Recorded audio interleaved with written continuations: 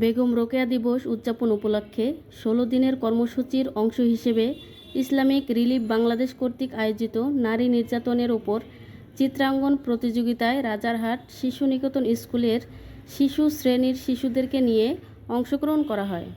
উক্ত কর্মসূচিতে উপস্থিত ছিলেন রাজারহাট শিশু নিকেতন স্কুলের পরিচালক মোহাম্মদ রেজাউল করিম, ইসলামিক রিলিফ বাংলাদেশের প্রকল্প কর্মকর্তা মোহাম্মদ মঞ্জুরুল ইসলাম এবং রাজারহাট উপজেলা প্রেস ক্লাবের সদস্যবৃন্দ। এ সময় আরও উপস্থিত ছিলেন শিশু নিকেতন স্কুলের সকল শিক্ষক মণ্ডলী ও চিত্রাঙ্কনে অংশগ্রহণকারীর সকল শিশুর অভিভাবকগণ। প্রতিযোগিতা শেষে সকল অংশগ্রহণকারীদের মধ্যে পুরস্কার বিতরণ করা হয়। উক্ত অনুষ্ঠানে ইসলামিক রিলিফ বাংলাদেশের প্রকল্প কর্মকর্তা মোহাম্মদ মঞ্জুরুল ইসলাম বলেন, বর্তমানে বিভিন্নভাবে নারী নির্যাতন হয়ে থাকে, যার অনুসরণ করে চিত্রাঙ্কনের মাধ্যমে বাচ্চাদের চিত্রাঙ্কনে বিকাশ ঘটানোর জন্য আমরা ইসলামিক রিলিফ বাংলাদেশ প্রকল্প এই কর্ম দিবস পালন করে থাকি। উক্ত কার্যক্রম বাস্তবায়ন করেন ইসলামিক রিলিফ বাংলাদেশ রাজারহাট।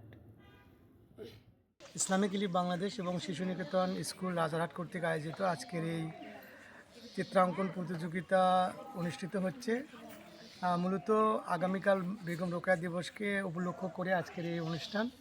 উক্ত অনুষ্ঠান বাস্তবায়িত হচ্ছে ইসলামিক রিলিফ বাংলাদেশ কর্তৃক। আমরা মূলত ছোট ছোট শিশুদের চিত্রাঙ্কন বিকাশের জন্য এই অনুষ্ঠানটার আয়োজন করেছি। এই অনুষ্ঠান মূলত নারী নির্যাতনের যে বিভিন্ন ধরন, নারী নির্যাতনের যে বিভিন্ন ক্ষেত্র, সেইগুলো আমরা এই চিত্রাঙ্কন প্রতিযোগিতার মাধ্যমে ফুটিয়ে তুলব। আমি বিশেষভাবে ধন্যবাদ জানাচ্ছি এই স্কুলের কর্তৃপক্ষকে, যারা আমাদেরকে এই স্কুলের ভেন্যু ব্যবহার করার জন্য অনুমতি দিয়েছে এবং শিক্ষার্থীদেরকে অংশগ্রহণ করার জন্য অনুমতি দিয়েছে। সবাইকে ধন্যবাদ জানিয়ে, বিশেষ করে যারা সাংবাদিক বন্ধুরা আছেন, তারা আমাদেরকে সহযোগিতা করেছেন, সবাইকে আমাদেরকে সহযোগিতা করার জন্য ধন্যবাদ জানাচ্ছি। আসসালামু আলাইকুম রহমতুল্লাহ।